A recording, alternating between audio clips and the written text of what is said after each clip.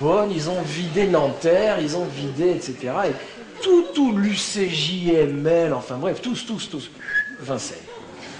Dans un bois. Du coup, les autres facs se sont mis à retravailler sagement. Et à Vincennes, on est entré dans un délire de folie totale. Absolument passionnant. Vincennes, c'est François Châtelet, Hélène Cixous, Jacques Lacan, enfin voilà, je ne vais pas les nommer tous, vous les connaissez tous. Enfin, et donc moi j'ai eu la chance de rentrer, de faire un parcours là-dedans, et j'étais absolument sidéré, parce que c'est la première fois de ma vie qu'on m'a traité comme un adulte. Les cours étaient négociés avec le camarade enseignant. Et les camarades étudiants discutaient des modes de validation avec le camarade enseignant. Camarade étudiant, est-ce que tu veux ton diplôme? Oui, tu l'as.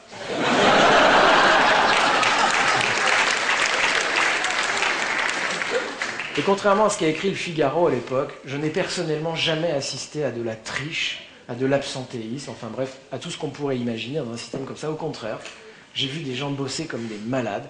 J'ai vu effectivement... Par exemple, quand vous étiez absent, on ne vous faisait pas chier. On considérait que vous étiez un adulte et que si vous n'étiez pas là ce jour-là, c'est que vous aviez des raisons pour ça, d'accord? Et donc j'ai passé quelques années à Vincennes en licence d'animation socio-culturelle. Et donc c'était absolument incroyable parce que vous pouviez changer de cours. Vous pouviez aller écouter Lacan faire de la psy, vous pouviez aller écouter François Châtelet en philo, faire les antipsychiatres, là, toute la bande et tout ça. Enfin, c'était fou, génial. Il y avait Évariste, le mathématicien CF, et vous circuliez, vous preniez des UV comme ça. Moi j'ai une UV de pédagogie de la valse.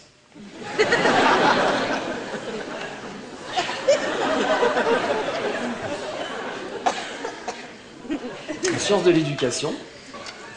Et donc c'était une fac Le Pelletier de Saint-Fargeau. C'était une fac où il n'y avait pas de notation, où on discutait collectivement du fait de savoir si on méritait d'avoir l'UV et pourquoi on le voulait. Enfin bref, c'était absolument génial et c'était bondé. Il y avait 34 000 étudiants jusqu'à minuit. Jusqu'à minuit, la fac était pleine, raide, bondée, de gens qui travaillaient.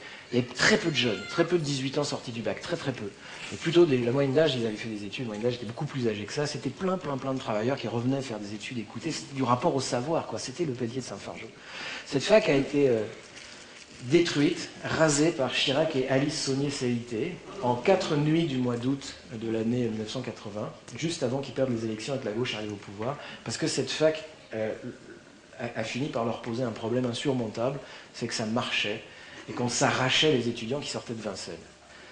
C'était des gens qui étaient intelligents, qui étaient formés, qui faisaient de la recherche, etc. Enfin bref, et donc ça n'a pas marché, le plan du gouvernement qui était de montrer que ça allait être un foutoir pourri. Et donc cette fac a été détruite pendant 4 nuits, j'étais un des rares, j'y étais, j'ai pris des photos, et tous les étudiants étaient en vacances. Ils ont ceinturé avec 8000 CRS le bois de Vincennes, d'accord? Et ils ont démoli au bulldozer avec les meubles à l'intérieur, ils ont rasé la fac, pour être certaine qu'on ne pourrait pas la reconstruire. Vincennes. Alors à Vincennes, j'ai fait des études de vol bivouac. Alors là, j'ai essayé des tas de trucs. Hein. J'ai fait toutes les thérapies californiennes de l'époque, je les ai faites. Hein. La bioénergie, la gestalt, le co-conseil, l'analyse transactionnelle, le prix primal, l'expression totale. J'ai un souvenir d'un cours d'expression corporelle. On était 400 dans un amphi, un espèce d'amphi plat avec des moquettes. Et un séminaire d'expression corporelle, donc on y va tous, on rentre tous pour faire de l'expression corporelle avec des pyjamas plein de trous, des trucs comme ça. Enfin, voilà. Camarade, il faut que ton corps, tu le sentes à l'aise, ouais. Ouais, enfin, ça n'empêche pas d'être propre, non, mais... Et donc je me rappelle toujours de la prof qui était, elle, tout en noir. Elle arrive et elle regarde. Et elle dit... Je ne peux pas faire cours à 400 personnes. Alors vous allez choisir entre vous une méthode. Je vais revenir dans 5 minutes et il n'y aura plus que 50 étudiants. Et là, on lui a dit, camarade enseignante, tu es prof à Vincennes, tu vas faire cours à 400 personnes. Et elle a dit, ah d'accord.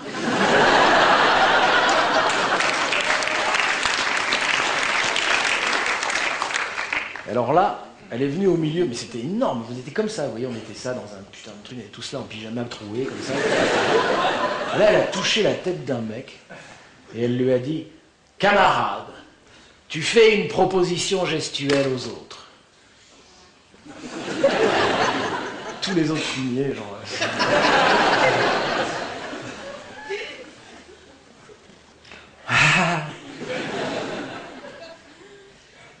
Pas clair.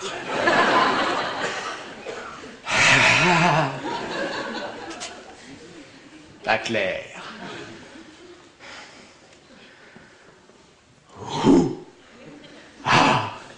Oui, c'est mieux.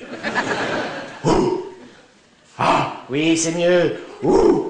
Ah oui, c'est ça. Qu'est-ce que tu veux dire avec ou? Ah, cherche. Tous les autres. Et là, elle se tourne vers nous et elle dit: et vous? Vous allez le laisser faire ouah tout seul comme un con pendant 1 heure?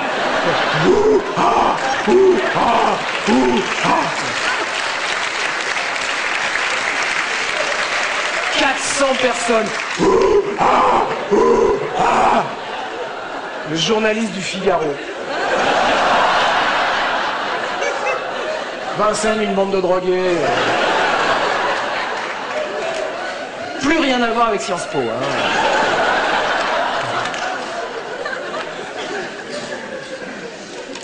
Enfin, bon, voilà, donc j'ai fait ça. Alors ma mère avait du mal à expliquer à la boulangère ce que je faisais maintenant. Même moi, j'essayais pas.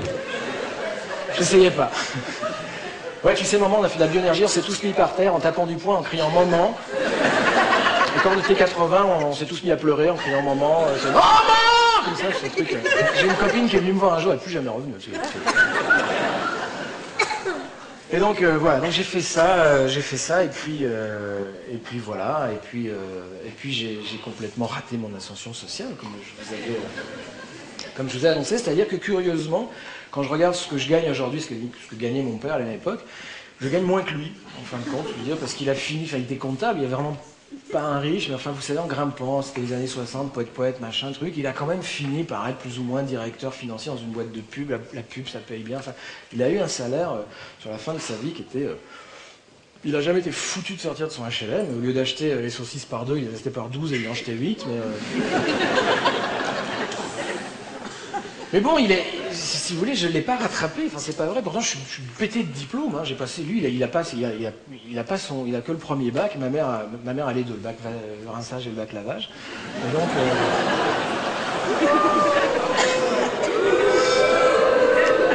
Et donc, bref, donc j'ai plus de diplômes que lui, mais je suis pas du tout. Enfin bref, voilà. Et donc voilà. Donc, après, voilà. Donc, vous raconterez ça au prochain spectacle l'année prochaine. Et donc voilà. Donc quand vous avez raté tout ça, donc il vous reste, donc on va attaquer la phase d'atterrissage. Alors la leçon sur l'atterrissage, c'est très simple. Vous avez l'atterrissage en parapente se décompose en 3 phases qu'on appelle la perte d'altitude, hein, c'est l'approche. Vous vous mettez devant le terrain, puis vous faites des S comme ça pour pas vous éloigner du terrain en perdant de l'altitude comme ça. Puis à un moment vous estimez que vous êtes à la bonne hauteur, vous vous alignez, vous sortez de votre sellette, c'est très curieux à faire. Et puis vous avez fait une grande ligne droite face au vent. J'ai essayé d'atterrir une fois vent de cul.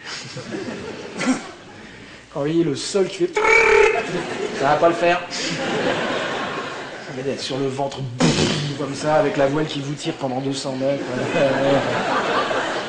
Face au vent, on atterrit. On décolle et on atterrit face au vent. Face au vent, c'est cool, hein. Vous arrivez...